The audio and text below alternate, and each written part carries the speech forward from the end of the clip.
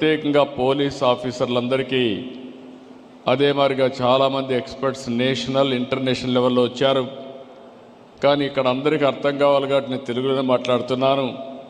నేను మీతో అక్కడ ఇంటరాక్ట్ అయ్యాను. ఆ విధంగా వచ్చిన ఎక్స్పర్ట్స్ కూడా నమస్కారాలు. ఈరోజు పోలీస్ డిపార్ట్మెంట్ని మనస్ఫూర్తిగా అభినందిస్తున్నా.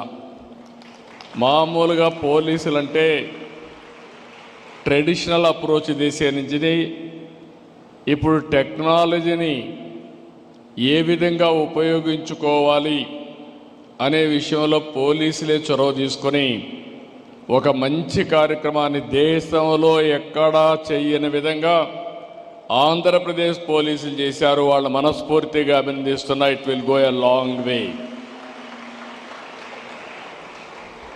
ఈరోజు మనం ఒక్కసారి చూస్తే ఎక్కడైతే లా అండ్ ఆర్డర్ బాగా ఉంటుందో,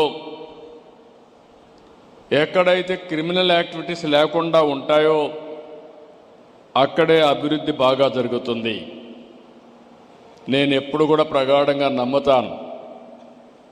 నేను టెక్నాలజీ పైన ఎంత శ్రద్ధ పెట్టానో లా అండ్ ఆర్డర్ పైన కూడా యాంటీ సోషల్ ఎలిమెంట్స్ పైన ఉక్కుపాదం పెట్టాను.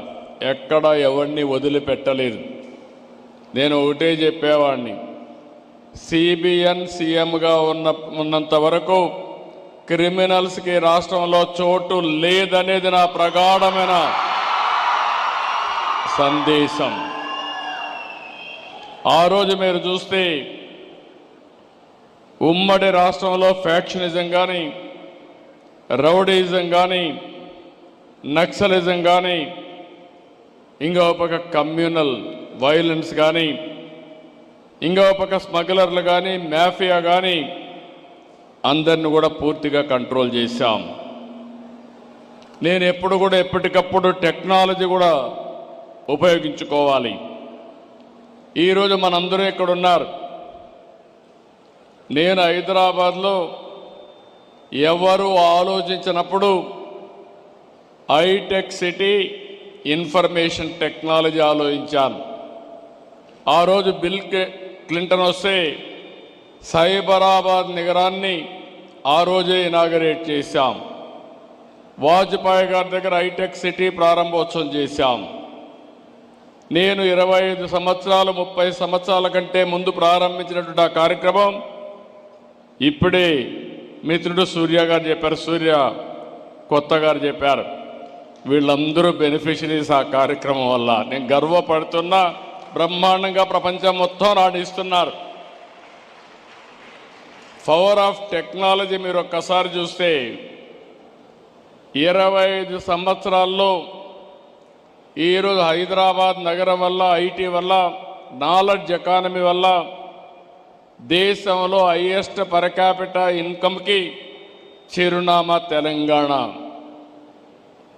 అదే మరి మోస్ట్ లివబుల్ కండిషన్స్ ఉండే సిటీ హైదరాబాద్ సిటీ. ఈరోజు ఇవన్నీ చూసిన తర్వాత రాష్ట్ర విభజన తర్వాత ఆలోచించాను మళ్ళీ నెక్స్ట్ లెవెల్కి వెళ్ళాలని. 2023లో government of India quantum mission పెట్టారు. కానీ ఇంతవరకు పెట్టారు కానీ ముందుకు పోయే సమయంలో నేను చొరవ తీసుకున్నాను. ఫస్ట్ టైం మళ్ళీ క్వాంటమ్ వ్యాలీ కింద ఆర్టిఫిషియల్ ఇంటెలిజెన్స్కి ప్రాధాన్యత ఇచ్చి రాబోయే రోజుల్లో ప్రపంచం మొత్తం తెలుగువారి సత్తా ఏంటో చాటబోతున్నామని మీ అందరికీ విజ్ఞప్తి చేస్తున్నా. ఇక్కడ స్టూడెంట్స్ అంతా ఉన్నారు. ఈరోజు ఇక్కడుండే స్టూడెంట్స్ మీరు ఒక్కసారి గుర్తుపెట్టుకోవాలి. ఒకప్పుడు మనం చదువుకుంటే ఉద్యోగాలు వచ్చేటివి కాదు. అదే సమయంలో ఈరోజు మీరు చూస్తే ఒకప్పుడు నేను ఇంటింటికి చెప్పేవాడిని, పేరెంట్స్ చెప్పేవాడిని, మీ పిల్లలకు ఎంత ఆస్తి ఇస్తారనేది ముఖ్యం కాదు, మీ పిల్లల్ని బాగా చదివించండి, ఐటీ చేయించండి, తద్వారా రాబోయే రోజుల్లో మీరిచ్చిన దానికంటే 100 రెట్లు ఆస్తి సంపాదించే తెలివితేటలు మన పిల్లలకు వస్తాయని నేను చెప్పాను. ఎన్నో సంవత్సరాలు కాలేదు, 25 ఏళ్ళు. ఈరోజు ప్రపంచంలో మీరు ఎక్కడికైనా వెళ్ళండి, ఏ దేశానికి పోయినా అక్కడ తెలుగువాడు ఉంటాడు. ఇంకో పక్క ప్రపంచంలో ఎక్కడైనా పాష్ లొకాలిటీ, మంచి డెవలప్ అయిన మంచి లొకాలిటీకి పోయి అక్కడ తెలుగులో ఒక గట్టిగా అరిస్తే చుట్టుపక్కల ఉన్న రోజులు గ్యాదర్ అయ్యే పరిస్థితి వస్తుంది. అది తెలుగుదేశం పార్టీ. ఈరోజు ప్రపంచం మొత్తం తెలుగు వారి యొక్క శక్తిని, సామర్థ్యాన్ని నిరూపించాం. ఒక్క మాటలో చెప్పాలంటే ప్రపంచంలో ఈరోజు హైయెస్ట్ పర్ క్యాపిటా ఇన్కమ్ సంపాదించే వ్యక్తులు ఇండియన్స్ అయితే అందులో 35% తెలుగు వాళ్ళు ఉన్నారంటే అది మనం వేసిన ఫౌండేషన్ తప్ప ఇంకోటి కాదు.